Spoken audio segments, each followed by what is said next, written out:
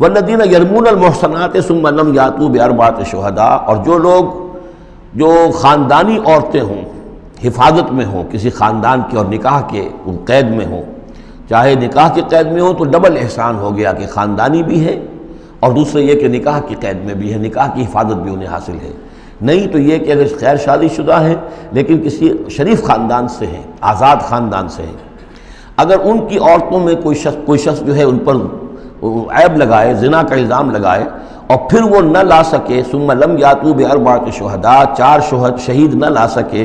فجلدوہم، تو پھر اب ان کو کوڑے مارو، 80 جلدہ، 80 کوڑے، 80 دبرے،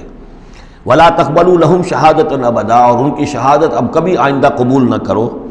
واولئک هم الفاسقون، اور یقیناً یہی لوگ فاسق اور نافرمان ہیں۔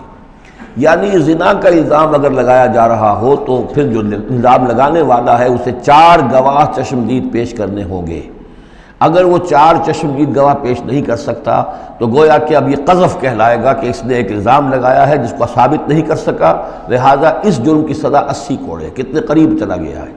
اور اس میں حکمت یہ معلوم ہوتی ہے کہ اگر فرض کیجئے کسی معاشرے میں، مسلمان معاشرے میں کسی لوگوں سے غلطی ہو گئی ہے، اس غلطی کا چرچا نہیں ہونا چاہیے الا یہ کہ اس کے لیے ثبوت موجود ہو کہ اسے کیفر کردار تک پہنچایا جا سکے۔ اگر تو ثبوت اتنا ہے کہ سزا دی جا سکے تو ضرور، لیکن اگر نہ ہو تو خاموش رہو، ورنہ یہ کہ خواہ برائی کا چرچا ہو جائے گا جبکہ اس کا سد باب ممکن نہیں ہے، اس کی سزا دینی ممکن نہیں ہے، تو اس میں سکوت جو ہے وہ بہتر ہے۔ الا الذین تابوا، سوائے ان کے کہ جو توبہ کر لیں من بعد ذالک، اس کے بعد وہ اصلحوا، اصلاح کر لیں، یعنی یہ کہ کبھی کسی زمانے میں ان سے یہ غلطی ہو گئی تھی، انہوں نے کوئی تہمت لگائی تھی زنا کی اور 4 گواہ پیش نہیں کر سکے، طویل عرصے تک جو ہے ان کی گواہی پھر کسی بھی اسلامی عدالت میں قبول نہیں کی گئی، لیکن بعد میں ان کی روش ایسی رہی ہے، رویہ ایسا رہا ہے، انہوں نے اصلاح کر لی ہے، توبہ کر لی ہے، اب وہ قابل اعتماد ہیں، تو یہ جو معاملہ ہے اس پر سے ختم ہو جائے گا، ان کی گواہی بعد میں قبول کی جا سکے گی۔ فإن اللہ غفور رحیم، تو اللہ غفور اور رحیم ہے۔